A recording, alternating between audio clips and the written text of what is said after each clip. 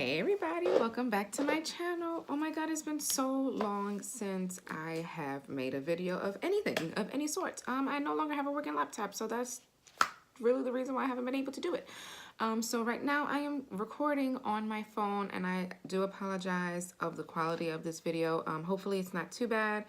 I still have my studio lights, so hopefully the lighting is good. Just, you know, you'll see a mini-me on the screen. I am really excited about being back to YouTube.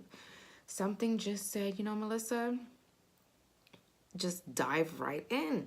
You know, you love to make videos. You love to do your makeup. You love to read. Which you guys didn't see in the last time that I've made videos because, you know, I actually just started reading again recently this past year. I've always liked to read. My entire life I love to read. It's an escape from your reality. That's why I read. And it's just interesting on how people's minds work to make these amazing stories. You know, even if they're autobiographies, I just think it's just great to read what's in someone's mind on paper. So yeah, so that's what this video is going to be about. These books are in no particular order. I think that when we get to number 5 or 4, that's going to be like, really, like, this is my top 5 books right now that I want to share with you that have been my favorite for the year of 2017, and then I'm just going to show you the current books that I am reading right now. So far, in the year 2017, I have read 20 books, and that's actually really good because I'm a single mother that works full-time. So reading 20 books, in my opinion, is a great accomplishment. Yeah, so without further ado, I am just going to start. Like I said, this list is in no particular order. It's just of the books that I loved this year. Some of them are classic. Well, actually, only a couple of them are classic reads, which I'm actually starting to get right back into reading classic reads again. I've been doing a lot of YA fiction, so it's just great. It's just great. I just love to read. So welcome to my reading / makeup channel. I love it. Anywho, so my first book that I read that I thought was a great read, and it was just like, did you seriously just end this like this? It is Madame Bovary by Gustave Flaubert. Please do not butcher me for mispronouncing these people's names. This book is a little shady. It is. It's a little shady because she's never satisfied. Madame Bovary was never satisfied. And I don't want to give too much of the novel. Just know that this is a great read. I give it a 4 out of 5 stars. Very classic novel. If you've never read it, I suggest that you pick it up. If you'd like to know what this book or the synopsis is about, I would go to Goodreads and just find out what people's take is on this novel. I do have a Goodreads account. I just have yet to update it, so I wouldn't suggest that you go to mine because all you're going to do is just see the books that I have read in its entirety, you know, and throughout my whole life. So, Madame Bovary, 4 out of 5 stars. Second classic novel out of the 2 that I have on here is The Catcher in the Rye by J.D. Salinger. Some people don't like this book, but I love it. I read this in elementary, and I read it again this year, and I still think it is a great read. I also read The Scarlet Letter, but it wasn't my favorite. You know, I read it before, but The Catcher in the Rye is just, it's entertaining to me. It is. It is. And I think I don't want to give anything away because it's so easy to give this such, you know, this short novel away, that I suggest that you, like I said, go to Goodreads and find out people's take on this novel. I think it's a great novel, though. I really do. One of my favorites this year. I give this a 3.5 out of 5 stars. My next book is The Sun is Also a Star by Nicola Yoon. I'm sure that you have seen this all over Booktube, all over Bookstagram, Facebook, Goodreads. This is an amazing read. It's about what? It's about a young Asian gentleman, and he's actually, I want to say, Korean, and a Jamaican immigrant that live in New York, and it just so happens that they meet. And you know how you meet someone and it changes their life, it changes someone else's life because of the interaction that you've had with them. This is it.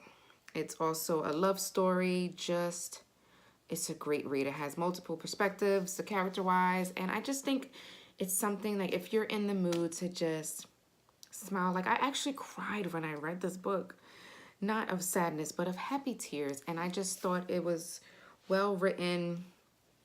Nicola Yoon is just a great writer. I also read Everything, but out of the two, this was definitely my favorite. I plan on rereading this next year. I don't know, this is just one of my favorite reads. It was great. I give this a 5 out of 5 stars. How can I say this? I loved the first one. I didn't really like the second. The third one was good, but I can't wait to read the fourth. That is Red Queen by Victoria Aveyard. Remember I said please don't butcher me or kill me for butchering these authors' names. This is an amazing read. It has 2 worlds. It's fantasy. Oh my God, guys, I cannot talk. Maybe it's because it's my nerves. Maybe I need to shake it off. It is a YA fantasy novel, and I typically don't like fantasy like that. Sometimes, just depending on my mood. But oh my God, Red Queen was definitely one of my favorite reads of 2017. What I can do is I'll read you the synopsis in the back because I don't want to give you any spoilers. In school, we learned about the world for 4 hours, about the angels and gods that lived in the sky, ruling the earth with kind and loving hands. Some say those are just stories, but I don't believe that. The gods rule us still. They have come down from the stars, and they are no longer kind. Great read. I gave this a 5 out of 5 stars. It's an autobiography, which is Mom and Me and Mom by Miss Lovely Maya Angelou. And this is something that I feel like will change your perspective on what few people have gone through. It's gut-wrenching, it's sad, it's happy, it's just loving. And her autobiography it's just well written. It's just an amazing read. If you have yet to pick this up, Mom and Me and Mom, grab it. I think it'll change your views on a few things. Loved it. I definitely gave this 5 out of 5 stars. Next novel that I read, I feel will change you if you decide to do YouTube, if you decide to open up your own business, if you decide to just go for that position at your job. I think this will give you strength and courage and just a new perspective on how to attack things, on to not wait, on to just, you know, dive in. I think it's just a great read. And that is The Alchemist by Paulo Coelho. And this book was actually recommended to me by my friend. And I seen it all over Booktube and I seen it all over Bookstagram. And I was like, I wonder what it's really about. No one actually told me what it was about, which is okay because I like to read books that way anyway. I don't really like to know what's going on. I just want to dive in and start to read. And if I like it, I like it. And if I don't, I don't. You know, but this is definitely a book that will motivate you.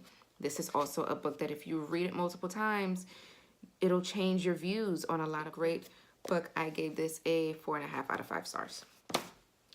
My next book is New Moon by Stephanie Meyer, which is part of the Twilight Saga. I felt like out of all 4 books, this was my favorite. It was more emotional. It was more open. It was just more organic in the sense of the characters. I just think that this was my favorite one. I read this in about 2.5 days, maybe just 2 days. It's an amazing read. I really do think that this was my favorite one. The first one I wasn't really a fan of. Like, I liked it, but I really didn't because Bella's character just pissed me off in majority of the book. She was just such a brat. I just didn't like how she spoke to people, especially her father. Like, I just wasn't that entertained by that book. But this one here, even though I hated the movie, New Moon was not my favorite. My favorite was the first one and the last one, actually.